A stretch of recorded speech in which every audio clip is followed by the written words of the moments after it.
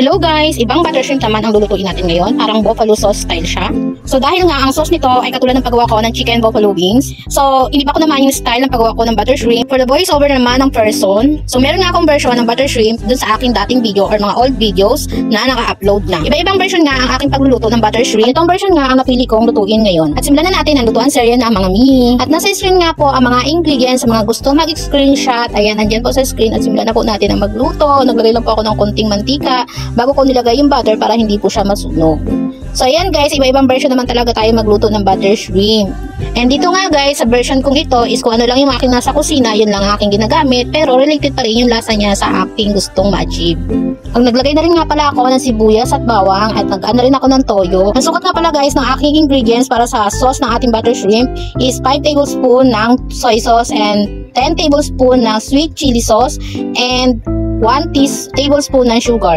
So yun na nga guys, hindi ko alam kung magpapatuloy ko pa ba yung pag-voice over. Paka-struggle talaga sa akin ang pag-voice over dahil hindi ako sanay. Sa video kong ito, gagawin natin lahat para may tawid ang ating pag-voice over. Okay, push natin yan. Mga B. So ayan guys, nakaset na yung lahat ng spices or mga ingredients na nilagay natin dyan.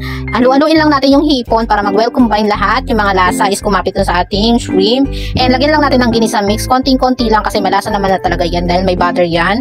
And meron din soy sauce and sweet chili sauce. Masarap talaga guys kapag may sweet chili sauce ang inyong butter or buffalo sauce. And ayan guys, nilagyan ko na siya ng green chili para naman madagdagan yung anghang galing sa sweet chili sauce.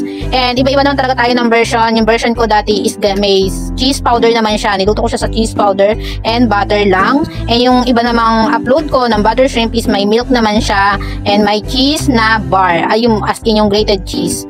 So ayan guys, konting kulo lang yan and madali lang naman maluto yung hipon and napakasaglit lang yan lutuin. So dahil nga mahal ang hipon ngayon, 380, yung 1/2 hinati ko sa tigwa 1/4. Kaya meron naman tayong bagong recipe, yung isa sinigang and yung, ngayon naman is yung parang buffalo style sauce ng shrimp. So ayan guys, malapit na tayong matapos and gusto ko magpasalamat sa lahat na nanonood ng aking video. Thank you so much. And ang video natin ngayon is hindi na pahabaan, paiklian na and may pa-voice over pa tayo. Talagang pinipilit natin gumanda ang ating video. Yun nga lang, talagang sa camera ay hirap na hirap tayo. So ayun lang guys, thank you so much for watching. See you on my next vlog. And ingat kayo palagi. God bless. Keep safe. So it's me, Jefferson Vlog, and goodbye!